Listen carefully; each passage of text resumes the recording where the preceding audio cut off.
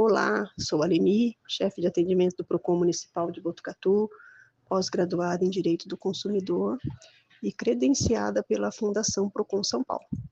Hoje nós vamos esclarecer quais são os cuidados que o consumidor deve ter ao contratar um pacote de viagem ou como proceder se a agência de viagem não cumprir com o que foi contratado. O CDC assegura a proteção dos consumidores em caso de prejuízos causados por serviços não prestados por agências que comercializam pacotes de viagem. Por isso é importante ficar atento aos seus direitos e saber como agir em caso de problemas. Esses pacotes turísticos frequentemente são comprados para viagens em família ou grupo com empresas existentes e idôneas. E um dos direitos básicos é que se a empresa, a agência de viagem, alterar os itinerários, hospedagens ou outros serviços sem o consentimento do cliente e a agência não cumprir com o que foi contratado, como, por exemplo, hotel diferente do que foi acordado em contrato, o consumidor ele pode cancelar de imediato esse contrato e exigir a devolução dos valores pagos ou até indenização por danos morais e materiais. Porém, se o consumidor cancelar o contrato sem justificativa plausível, ele deve se atentar aí às cláusulas de multa existentes no contrato.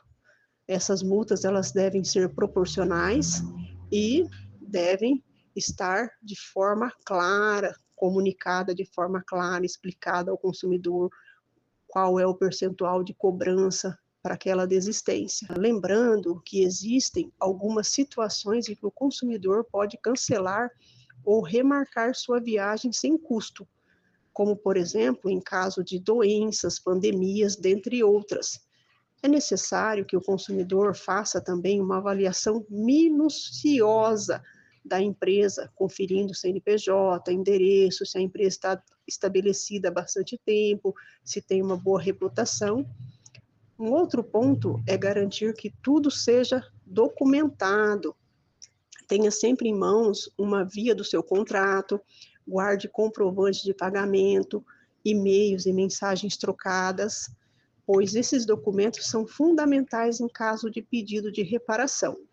O consumidor também pode optar por contratar aí um seguro adicional para cobertura de cancelamentos por parte da agência de viagem, e este pode reembolsar o valor das passagens, hospedagens, ou se o consumidor precisar cancelar seu contrato de viagem, o seguro ele pode cobrir aí as penalidades do cancelamento, dependendo das cláusulas da apólice.